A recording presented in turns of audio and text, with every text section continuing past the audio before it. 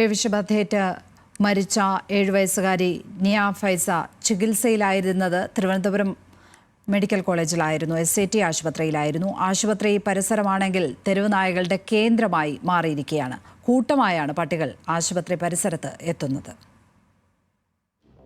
ഞാനിപ്പോൾ നിൽക്കുന്നത് തിരുവനന്തപുരത്തെ SAT ആശുപത്രിക്ക് മുൻവശത്താണ്.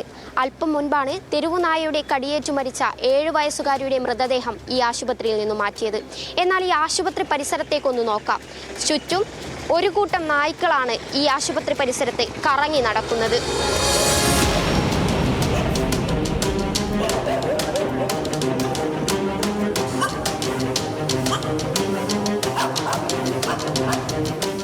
ഞാനോട് ചെല്ലുമ്പോ എന്റെ കുഞ്ഞിനെ കടിച്ച് പറിക്ക്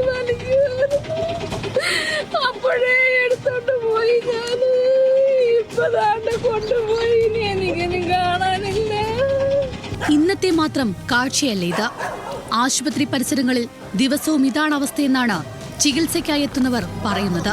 ഇവിടെ സാധാരണ പട്ടികൾ ഉണ്ടാവാറുണ്ട്. ഞാനപ്പോൾ എല്ലാ മാസവും ഇവിടെ വരാറുണ്ട് കൊച്ചിന് മെഡിസിൻ മേടിക്കാനായിട്ട്. അപ്പോൾ ഇവിടെ സാധാരണ ഉണ്ടാവാറുണ്ട്. അപ്പോൾ പേ ഇല്ലെന്നാണ്. എന്നാലും കുട്ടികളൊക്കെ ആയിട്ട് വരുമ്പോൾ അത് കുട്ടികൾക്കും അമ്മമാർക്കൊക്കെ ബുദ്ധിമുട്ടാണ്. ഒന്നും രണ്ടുമല്ല, കൂട്ടം കൂട്ടമായാണ് പട്ടികൾ പരിസരത്തെത്തുന്നത്.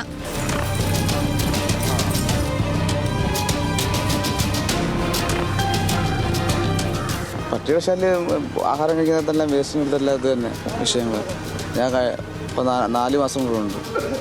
വന്ന് പോയൊക്കെ നിൽക്കുന്നുണ്ട്. ഡ്രസ്സൊക്കെ എടുത്തുകൊണ്ട് കളയും.